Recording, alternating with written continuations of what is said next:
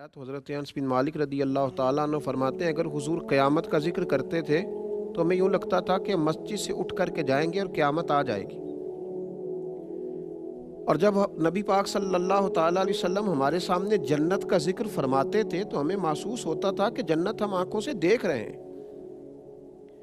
اور جب نبی کریم صلی اللہ تعالیٰ علیہ وسلم اللہ کے کسی عذاب کا ذکر کرتے تھے تو ہمارے دل دھڑکنے لگتے تھے، ہمیں محسوس ہوتا تھا کہ ایسا ہو جائے گا۔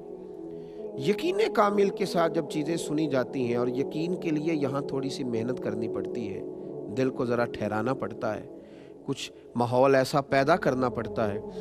حضرت ام سلمہ رضی اللہ تعالی عنہا جو بعد میں ام المومنین بنی، مسند امام احمد میں حدیث ہے، فرماتی ہیں کہ نبی پاک علیہ الصلوۃ والسلام کے صحابی ابو سلمہ جو میرے شوہر تھے تو بڑے شفیق تھے، بڑے مہربان تھے، بڑا پیار کرنے والے تھے، اور مدینے میں میرے شوہر کی لوگ مثالیں دیا کرتے تھے۔ ام سلمہ کا شوہر ابو سلمہ بڑا ہی رفیق ہے، بڑی محبت کرنے والا ہے۔ فرماتی ہیں وہ مسجد نبوی شریف سے جو بھی سن کے آتے مجھے گھر آ کے سنایا کرتے۔ ایک دن وہ مسجد سے حدیث سن کے آئے تو بڑے خوش تھے، اور آ کر کے مجھے کہنے لگے کہ ام سلمہ آج میں ایسی بات سن کے آیا ہوں کہ تم بھی اس پہ عمل کرو گی تو اللہ تمہیں بڑا ہی اجر عطا کرے گا۔ میں نے کہا سنائیے، تو کہنے لگے آج قریب محبوب علیہ السلام نے کہا ہے کہ جس پر کوئی مشکل آئے اسے کہنا چاہیے انا للہ و انا الیہ راجعون، تو اللہ تعالیٰ نے جو چیز اس سے لی ہوگی اللہ اس سے بہتر اسے عطا کر دے گا، اللہ کسی نہ کسی انداز میں اسے اس کا نعم البدل دے دے گا، تو یہ پڑھنا چاہیے۔ جناب ام سلمہ کہتی ہے میں نے وظیفہ بنا لیا، لیکن یقین کامل کے ساتھ بنایا، میرا ضمیر اس بات پر مطمئن ہو گیا کہ واقعی اللہ نے جو لیا ہوگا اللہ اس سے بڑھ کر مجھے عطا کرے گا۔ آپ فرماتی ہیں وہ شوق، وہ ذوق، اس دلچسپی سے میں پڑھتی، اور میں نے اس کا ایک بار نہیں 20 بار تجربہ کیا کہ میں جب بھی اس کو پڑھتی تو میرا جتنا نقصان ہوا ہوتا اس سے بہتر چیز اللہ مجھے عطا کر دیتا۔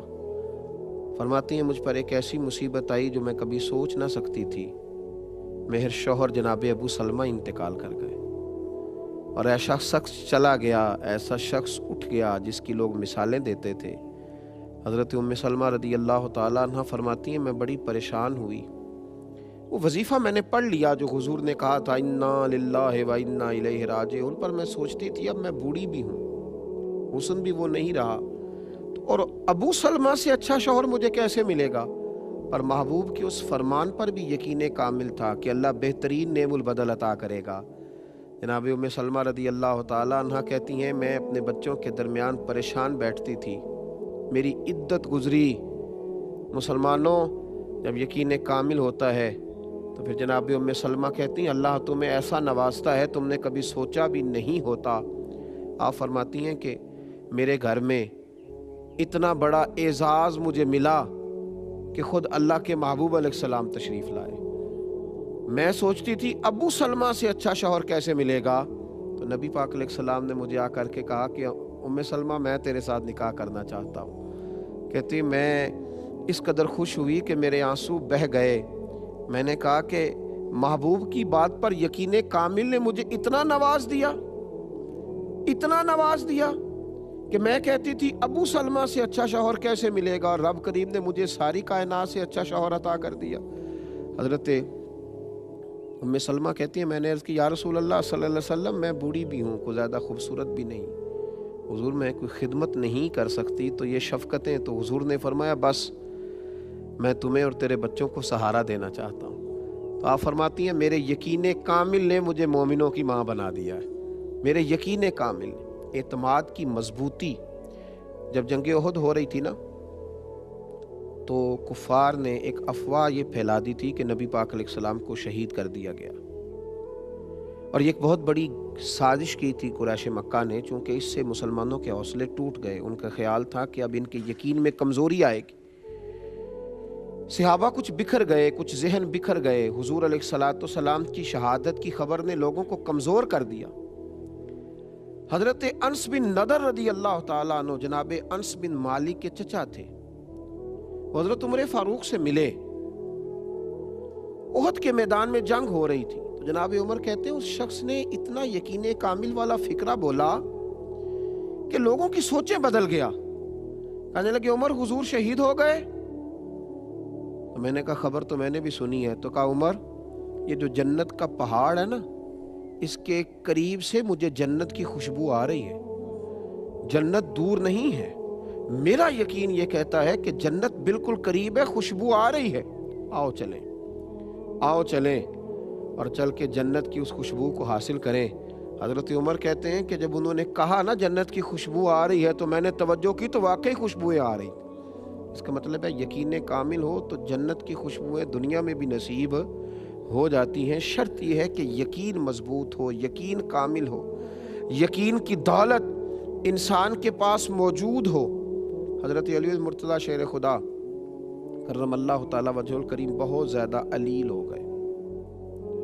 صحابہ کرام کا آپس میں بڑا محبت کا، مودت کا، پیار کا، اعتبار کا رشتہ ہوتا تھا۔